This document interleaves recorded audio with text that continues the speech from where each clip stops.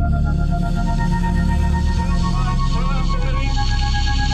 the only thing we have to fear is fear itself. Ladies and gentlemen, it is time once again to revisit the continent. You know the tune, you know the song. It's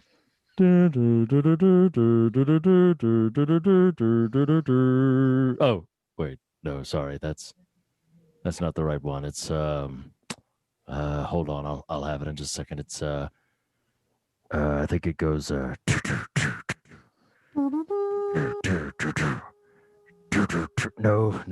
it's not that. Is it believe it or not, I'm walking on it? No, it's not that one. No, you know what, we're going to episodes 5 and 6 of The Witcher, so Wow. welcome to TV Guideposts. That was I was trying to come up with a new theme song today. It's like Put a Penny in Your Witcher, Yes. which is the formal one, the official one from the show. Of like, you remember the old Put Another Nickel In, Put another nickel in that Nickelodeon. Yes, I do. All I ever wanna watch is The Witcher. It's like trying to find some inroad that's the theme song of The Witcher and the show of The Witcher. Jaskier just goes around. That'd be the best. It would become the best show if that was actually the theme song. Oh, absolutely. It's like put a penny in your Witcher, put another nickel in your Witcher. He's just overflowing with coin. All right, so Reed, we are, and Blake, welcome to the Fog Show and the Witcher Show. Hope you Did we ever decide which Witcher was which? The Sand Witcher. Sand Witcher. So these two episodes, 5 is Bottled Appetite, 6 is Rare Species. Reed, what are your, the funniest, I'm going to tell you this as our inroad to this. Okay. So episode 5 is where, correct me if I'm wrong, this is where Geralt and Yennefer de Vandenberg finally meet, right? Yes. This is the episode. Episode 5. Yeah. In the super orgy. Yeah. There's that. And so that happens. But one of my favorite lines ever, just because it's like that got left in here, is so Blake, you're new to this show. You've got the mage, the witch, Yennefer, who, in addition to various other sorceress-esque powers, has some sort of pheromonal ability, right? Am I wrong, Reed? That's something that's going on there? It has to be. Yeah, that has to be the little like mist thing that's going around. That's what Wikipedia told me. Okay, cool. Yeah. Glad you did the homework. So she tries to exercise this pheromonal capability upon Geralt of Rivia, but he is a wall of man and he does not succumb. Immune, right? But late in the episode, he finally starts to buckle under this pheromonal thing, and he goes, "That scent, lilac and then she finishes it, and she says, gooseberries." I was like, that's the dumbest thing ever. I always thought gooseberries was something else, and it was not. Yeah, no kidding. I thought it was the little bulbs on the back of a cow. Wow. Oh, that's really? a dingleberry, wow. I think. Wow. Oh, Like, that's true. Yeah, wow. yeah. I'm funny with that. That was the first pass at the script. It's like lilac, and she goes, dingleberries. dingleberry.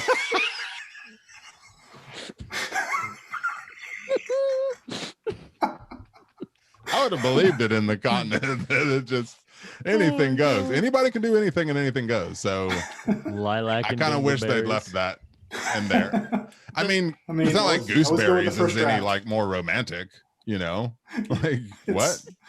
I don't know. I don't know what would have ended that sentence that would have invoked some romance and sex appeal, but gooseberries was not the word I was waiting for. Not gooseberries. Dingleberries might have been better. Lilac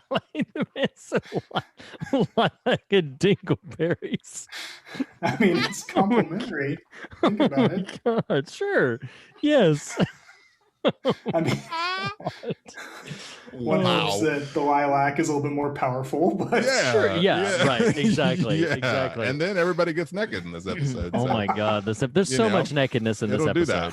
There is so much. Actually, my whole little call out to the whole Game of Thrones theme song thing was literally inspired by how much nudity there is in this episode, because it's like they crammed a series worth of Game of Thrones nudity into one episode of The all Witcher. into this episode. So here's what. Okay, so real talk. Pivoting out of the humor for a second. Right. Pivoting away from the humor for a second.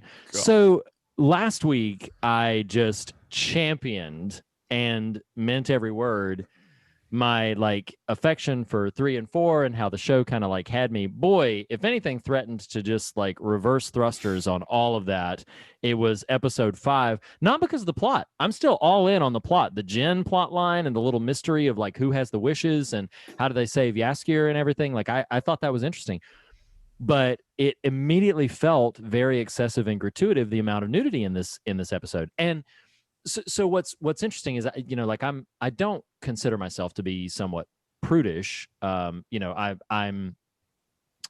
fine with all kinds of mature content. It's perfectly fine. I am too. Again, like gooseberries, I didn't know how that sentence was going to end. You're right. Yes, exactly. I'm not a prude. And fill in the blank what your counterpoint is going to be to prove that you're not a prude. I was waiting. You let me down. Sorry. That's okay. So, but it just felt to me in that moment just very unnecessary for how many, the orgy scene just sort of was what it was, but it just felt in general somewhat unnecessary for how frequently the character of Yennefer is nude in this particular episode. And I didn't know, because sometimes I know, and I want to just sort of hang a lantern on this sort of reality, that sometimes expressions of nudity and expressions of body for certain people can be an expression of self and can be a kind of a very empowering thing. And it's possible that was what is playing in here, especially considering the fact that the showrunner of The Witcher is a woman, and the writer of this episode is a woman, and the director of this episode is a woman. So I have to acknowledge that maybe what was going on here was not exploitation on the part of producers, given how much female presence there was in the creation of this episode, but it was a bit off-putting to me in general. I found the story great. I thought that Yennefer's performance was really, really strong. I think that she as an actor has been this entire show, she's been delivering a wide range in her growth from just being this initially sort of crippled and hunchback character to the very sort of empowered person that she is at this stage of the show. So I find the actor very impressive, and I think that it is a really strong performance. But yeah, it's just, there were so many times where it was taking me out of the episode to be like, why is she naked at this point? I don't understand entirely at this stage. So I don't know, feels a bit awkward to kind of bring that up, because all the different implications. But that was a big step backwards for me in my enjoyment of The Witcher, as it were. Yeah, I mean,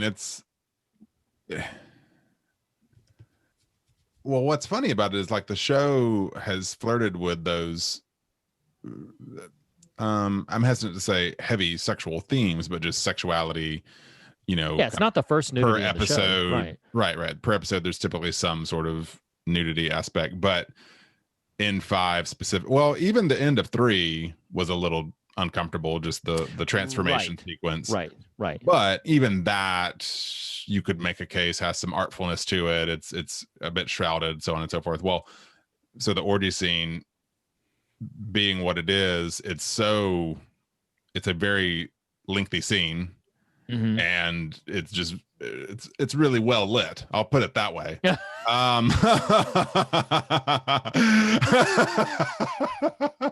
And then the end scene with her trying to capture the genie, and it's just I guess if you got it, flaunt it. I mean, that's how I operate in the world. Yeah, you clearly have no problem just streaking through, whatever, more power to you. It's not a genie, it's a djinn. It's true. Djinn. It's true. Yeah, I was using the common tongue. Cultures. Yes. What'd you say? Just don't be stepping on other cultures. Yeah. Come on, for sure. Get it right. But I find that I've heaped some criticism on this episode, and I won't backpedal on any of it, but I find the Jen plotline really interesting, and it's a great way narratively to collide Yennefer and Geralt together, because he needs a mage. She's the mage of this. They collide. See, that's the other thing. The moment with the orgy notwithstanding, when Yennefer and Geralt finally are intimate, fully clothed. Yeah. Like give me a break. Every bit of take off that armor, Cavill. Wow. But it's just, like I thought you were about to say take off that armor, cowboy.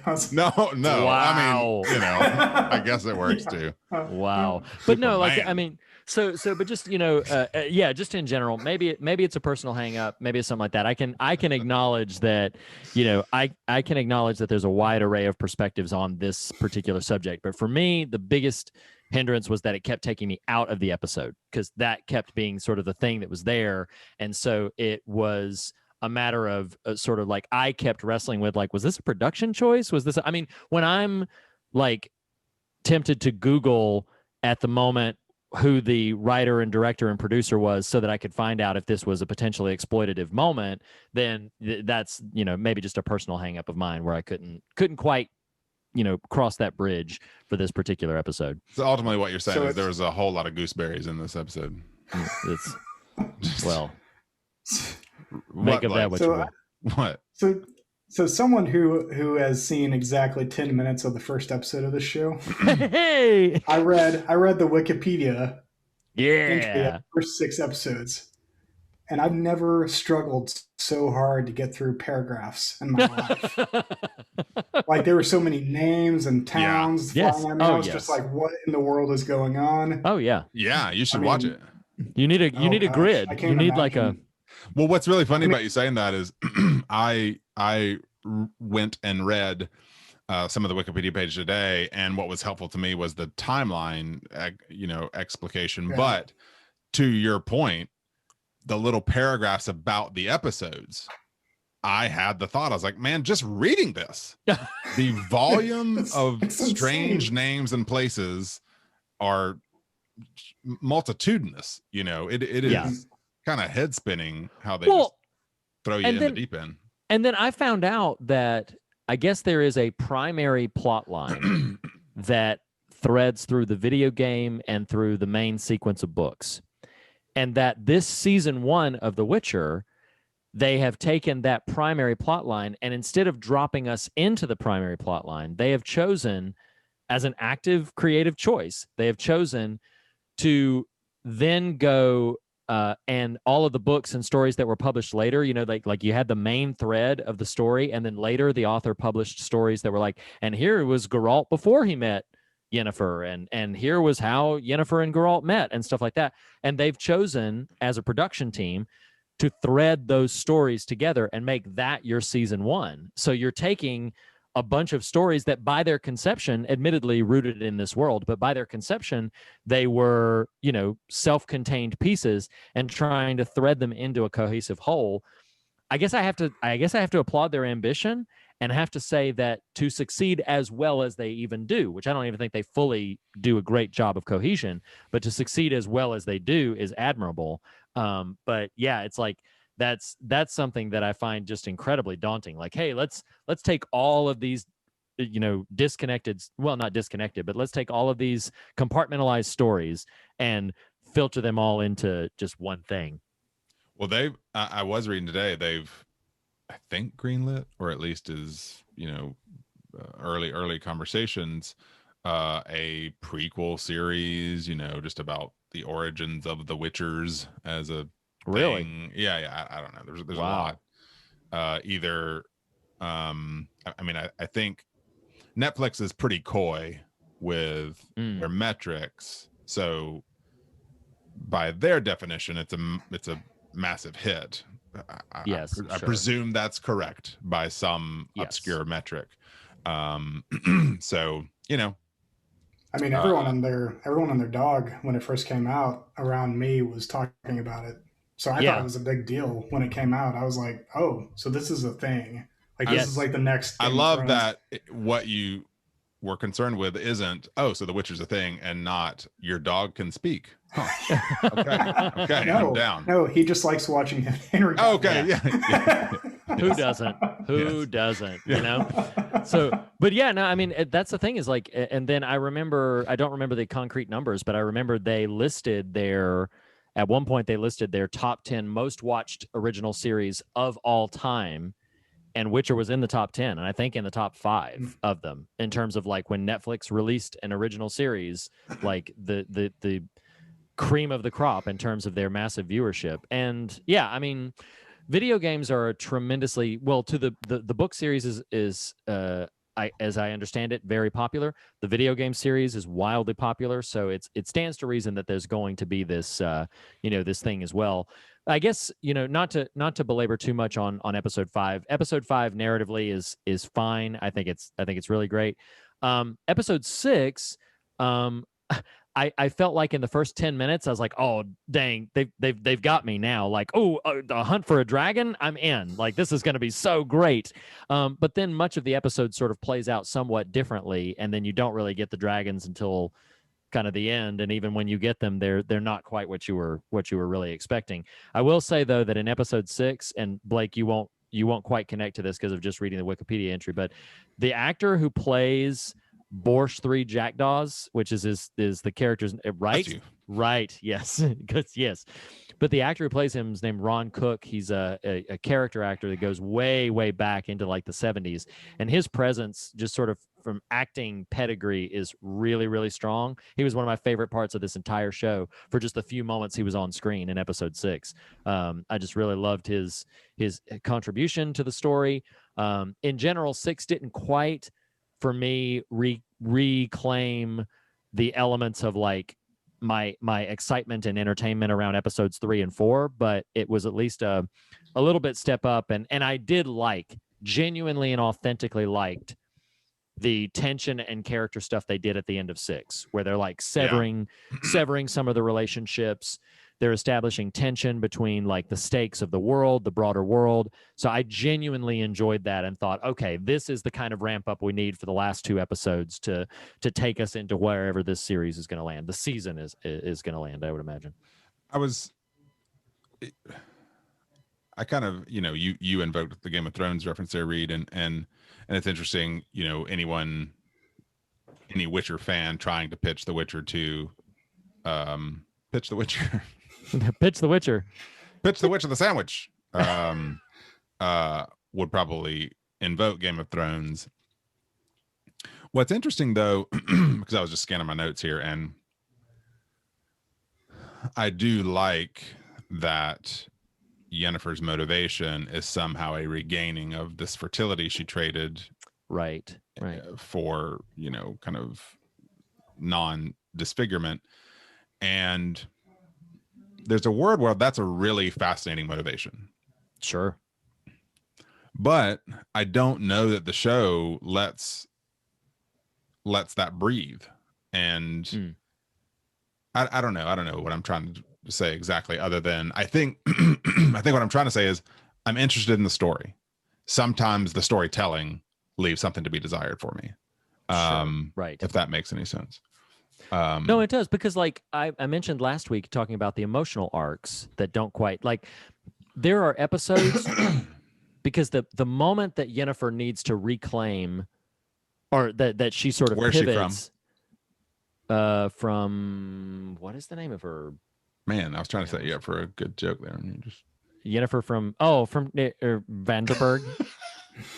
I love the progression there of right, and then you dropped into the accent, and then you did it. It was really cute. That's it. No, great, good. I'm glad I could entertain. Jennifer de Vanderberg. Jennifer de Vanderberg. But the portal plot line in episode 4, I believe, where with what I called Psycho Jiminy Cricket, but basically like where she's trying to run away from the creature that's trying to kill them, but that's when she's unable to save the baby and the baby dies in her arms. That's the moment which, taken in isolation, actor is performing at peak level. That actor that plays Yennefer really is a very strong performer and emitting an incredible range.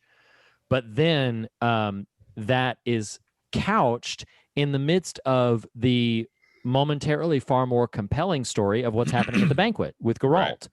And so to me, it's like you're throwing so much at me that it's difficult to anchor into certain key pieces that you need me to carry over from place to place. Like I'll say this about the Ciri plotline.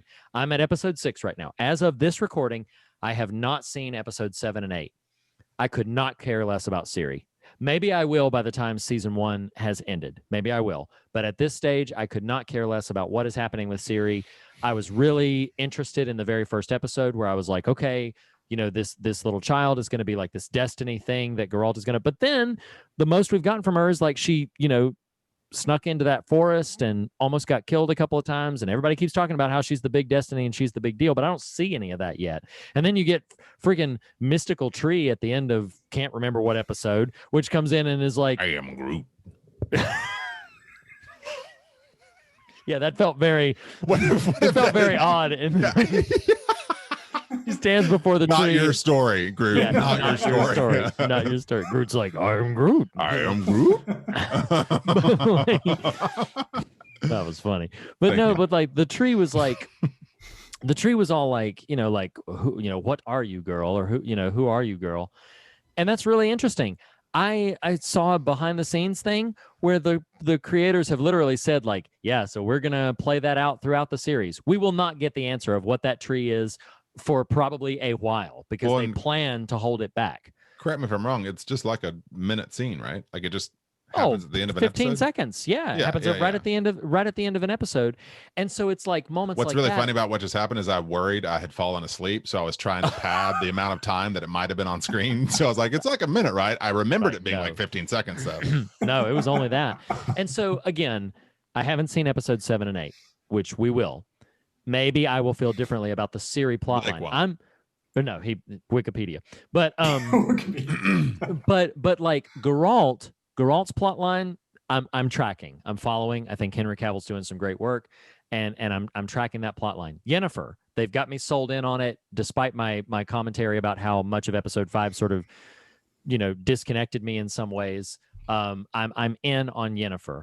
The Ciri plotline, I can't buy into yet, and I think part of it is because they took a gamble, and credit for boldness, but they took a gamble to tell these 3 plot lines concurrently, but not, you know, with any sense of, I shouldn't say any sense, not with a coherent sense of comparable emotional beats. Sometimes we focus a ton on Geralt and minimally on somebody else, and then and that is sort of difficult to anchor into in the rhythm of the series for me. Well, and as a last note, kind of on a technical level, the Wikipedia stuff that does outline the timetable, where Ciri is in the story now is only a year ahead of where we leave Geralt and Yennefer, and so I imagine the next episode there's going to be some connecting points there. Yeah, I would imagine. Because, well, and to your point, Reed, you referenced this last week. If I hadn't been told by the internet and the 1 or 2 people I knew that had watched this about the divergent timelines, I wouldn't have known explicitly until the banquet. But before the banquet, because that's the same episode, that's what it is. At the top of that episode 4, when Yennefer is with that queen and the baby, she says, I've been the mage here for 30 years or something. Like, oh, right. There it is. Right. But that's like the most we had gotten up until that point, that it was absolutely. Clearly tracking different sort of chronologies. Anyway. Yeah, absolutely. So decent pair of episodes. Various, you know. So, ladies and gentlemen, we hope you have enjoyed this trip, this traipse through the field of lilacs, maybe through the field of gooseberries, but most appropriately, through the field of dingleberries. Man. Saying that word in a really deep voice is somewhat strange, but here we are at the continental dingleberry. Oh. I'm gonna stop now and say that we'll see you next time on #TV Guideposts. TV Guideposts. I'm tired now. Woo. I mean, when you have the law of surprise on your side. The law of surprise. Surprise, surprise. I read about that.